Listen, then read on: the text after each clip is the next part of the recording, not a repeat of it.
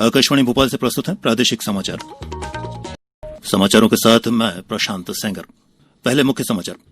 सरकार ने कहा, देश में कोविड-19 महामारी से मरने वालों की संख्या पहली बार 2.5% से कम।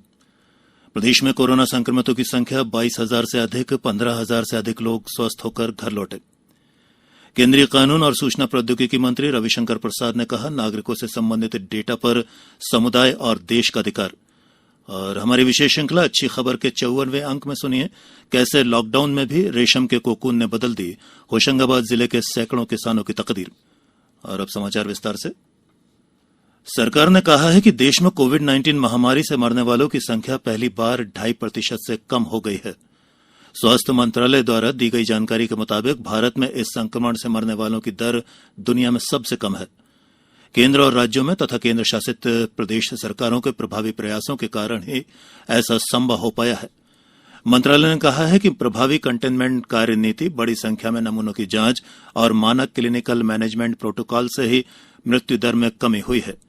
केंद्र, राज्यों तथा केंद्र शासित प्रदेशों के दिशा निर्देशों के तहत सरकारी और निजी क्षेत्र के संयुक्त प्रयासों से जहां नमूनों की जांच की संख्या बढ़ाई गई है, वहीं अस्पतालों की बुनियादी सुविधाओं में भी विस्तार किया गया है। इधर प्रदेश में कोरोना संक्रमितों की संख्या 22,000 से अधिक हो गई है। वहीं लगभग 15,000 लोग स्वस्थ होकर घर भी लौट चुके हैं। राजधानी भोपाल में आज 25 नए मामले सामने आए हैं। इनमें अरेरा कॉलोनी के 6 लोग भी शामिल हैं। उधर देवास जिले में आज 18 व्यक्तियों की रिपोर्ट पॉजिटिव आई है। यहां पिछले एक पखवाड़े में 100 से ज्यादा लोग संक्रमित पाए गए हैं, जिसके कारण जिले में अब तक 350 संक्रमित मिल चुके हैं। हालांकि इनमें से 250 व्यक्ति स्वस्थ भी हो चुके हैं।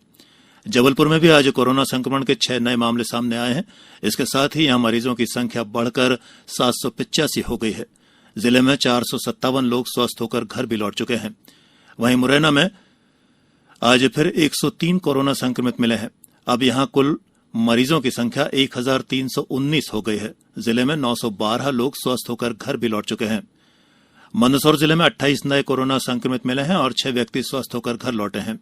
जिला पंचायत सीईओ ऋषभ गुप्ता ने बताया है कि देर रात 334 सैंपल यहां प्राप्त हुए थे, जिनमें से 18 पॉजिटिव मिले हैं, जबकि आज सुबह प्राप्त हुई रिपोर्ट में 10 पॉजिटिव मिले हैं।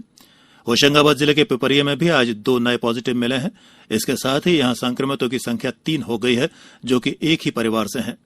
उधर शहडोल जिले में 4 दिनों के बाद कोरोना का एक नया मामला सामने आया है, जिससे वहां मरीजों की संख्या 25 हो गई है। आयकर विभाग करदाताओं की सुविधाओं के लिए कल से ऑनलाइन स्वैच्छिक आयकर भुगतान अभियान शुरू कर रहा है। केंद्रीय प्रत्यक्ष कर बोर्ड सीबीडीटी ने बताया है कि 11 दिन के इस अभियान में उन करदाताओं पर विशेष ध्यान दिया जाएगा जिन्होंने वर्ष 2018-19 में रिटर्न नहीं भरा था या जिनके रिटर्न में विसंगतियां थीं। बोर्ड ने कहा है कि ई अभियान का उद्देश्य करदाताओं को ऑनलाइन अपनी वित्तीय लेन देन की पुष्टि की सुविधा देना और स्वैच्छिक कर अनुपालन के लिए प्रेरित करना है। बोर्ड ने यह भी कहा कि ई अभियान करदाताओं के लाभ के लिए चलाया जा रहा है। इसके तहत आयकर विभाग करदाताओं को उनके वित्तीय लेन देन के संबंधी सूचनाओं की पुष्टि के लिए ईमेल और एसएमएस भेजेगा।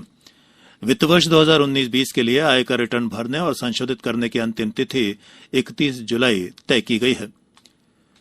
केंद्रीय कानून और सूचना प्रौद्योगिकी मंत्री रविशंकर प्रसाद ने कहा है कि भारत डेटा की तानाशाही बर्दाश्त नहीं करेगा।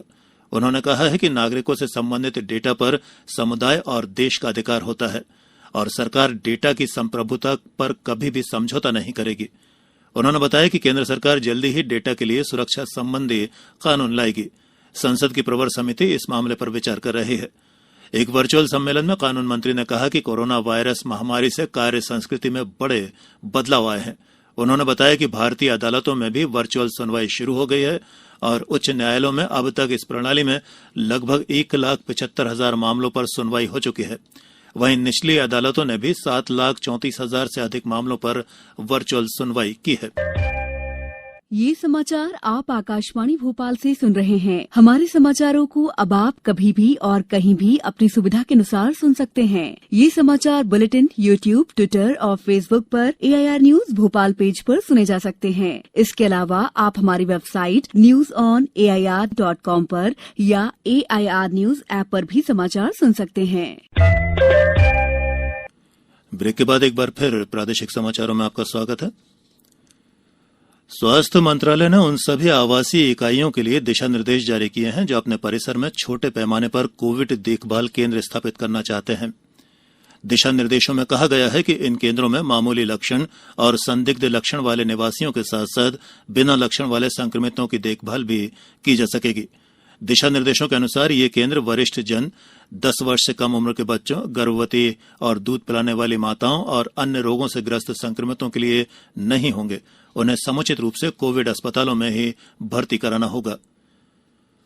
पन्ना जिले के सेमरिया में कल रात 2 अज्ञात बदमाशों ने एटीएम में ब्लास्ट कर 23 लाख रुपए लूट लिए।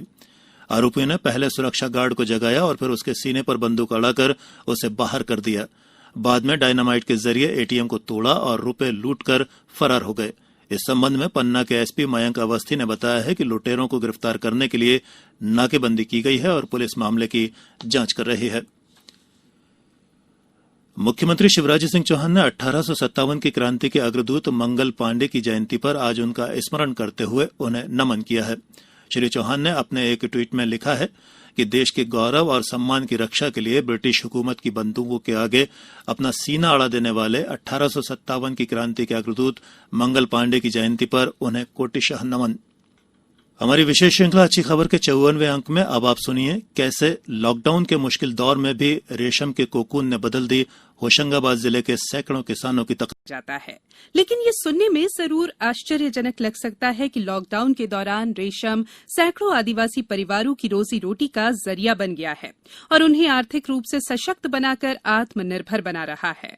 होशंगाबाद के कई किसान परिवारों ने लॉकडाउन के समय रेशम के कीड़े पालकर आत्मनिर्भरता के सपने को साकार किया है। रेशम पालन करने वाले ज्यादातर किसान आदिवासी हैं।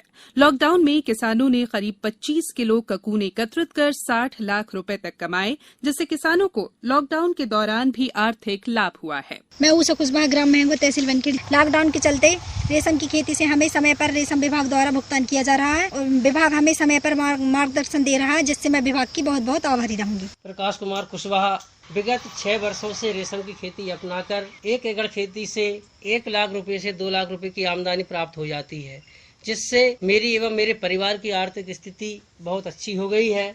दरअसल मध्य प्रदेश के अलावा बंगाल, कर्नाटक, आंध्र प्रदेश, उत्तर प्रदेश, महाराष्ट्र, ओडिशा, छत्तीसगढ़, बिहार और झारखंड में सिल्क की साड़ियां और अन्य परिधान बनाने वाले कारीगर और संस्थान होशंगाबाद से रेशम का धागा खरीद कर ले जाते हैं। जिला रेशम अधिकारी शरद श्रीवास्तव ने बताया कि रेशम मुनाफे की खेती है। ऐसे में जिले के 20 गांव के करीब 700 किसान परिवारों ने रेशम के कीड़े पालने को आजीविका बनाकर समझदारी दिखाई है। उम्मीद करते हैं कि जिले के अधिक से अधिक किसान रेशम कृमि पालन योजना को अपनाएंगे और अपने एक्स्ट्रा सोर्स ऑफ इनकम खुद के गाँव में खुद की जमीन से अर्जित करेंगे। गौरतलब है कि मध्य प्रदेश में रेशम विभाग साल भर में किसानों से 5 करोड़ रुपए के ककून खरीदकर धागा तैयार करता है।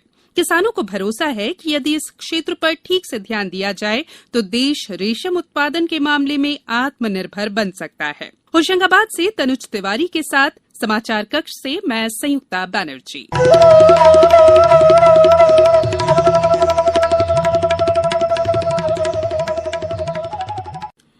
अभी आप सुन रहे थे हमारी विशेष श्रृंखला के क्रम में अच्छी खबर। अच्छी खबर में आप हर रविवार रूबरू होते हैं प्रदेश के किसी भी इलाके की उस खबर से जो सकारात्मक है और समाज को दिशा देने में मददगार साबित हो सकती है। और अब इस बुलेटिन के कुछ समाचार संक्षेप में। आदिम जाति कल्याण मंत्री मीना सिंह ने बताया है कि उमरिया, शहडोल और अनूपपुर में आदिवासी बालिका महाविद्यालय छात्रावास खोले जाएंगे। इससे आदिवासी छात्राओं को शिक्षा ग्रहण करने में सहूलियत मिलेगी। जबलपुर में नगर निगम और जिला प्रशासन द्वारा लोगों के मास्क न लगाने, कचरा फेंकने और सोशल डिस्टेंसिंग का पालन न करने वाले 164 लोगों पर चालानी कार्रवाई कर 86,000 रुपए जुर्माना वसूला गया है। सागर जिले के ढाना क्षेत्र में वन विभाग की कथित लापरवाही से एक आदिवासी की सदमे में मौत हो गई, जिससे नाराज परिजनों ने सड़क पर शव रखकर चक्का जाम किया। होशंगाबाद जिले के खिरकिया में मतदाता सूची में लापरवाही बरतने पर 9 BLO को कारण बताओ नोटिस जारी किए हैं। इसी बीच इस सूची में पुनरीक्षण कार्य के लिए तारीख 25 जुलाई तक बढ़ा दी गई है। गुना जिले के जगनपुर चक में अतिक्रमण हटाने के दौरान घटित घटना के पीड़ित राजकुमार अहिरवार और उनकी पत्नी को कलेक्टर ने 10,000 रुपए की आर्थिक सहायता दी है। मुरैना जिले में अवैध शराब के निर्माण और उसकी बिक्री करने वालों के खिलाफ चलाए गए अभियान में 50 लाख रुपए की अवैध शराब बरामद कर 87 लोगों को गिरफ्तार किया गया है। सीहोर जिले के सोहनखेड़ा गांव में 3 चचेरी बहनों की कुएं में डूबने से मौत होने की खबर है। ये बच्चियां खेलने का कहकर घर से निकली थीं और नीमच में अब डायलिसिस के लिए लोगों को लंबा इंतजार नहीं करना होगा। कलेक्टर की पहल पर अनेक समाज सेवी आगे आए और इनकी मदद से जिले में 3 नई डायलिसिस मशीनें लगाई गई हैं। और अंत में इस बुलेटिन के मुख्य समाचार एक बार फिर। सरकार ने कहा, देश में कोविड-19 महामारी से मरने वालों की संख्या पहली बार 2.5% से कम। प्रदेश में कोरोना संक्रमितों की संख्या 22,000 से अधिक, 15,000 से अधिक लोग स्वस्थ होकर घर लौटे। केंद्रीय कानून और सूचना प्रौद्योगिकी मंत्री रविशंकर प्रसाद ने कहा, नागरिकों से संबंधित डेटा पर समुदाय और देश का अधिकार। और हमारी विशेष श्रृंखला अच्छी खबर के 54वें अंक में आपने सुनी कैसे लॉकडाउन में भी रेशम के कोकून ने बदल दी होशंगाबाद जिले के सैकड़ों किसानों की तकदीर। इस बुलेटिन में इतना ही। घर में रहिए, सुरक्षित रहिए और सुनते रहिए आकाशवाणी। नमस्कार।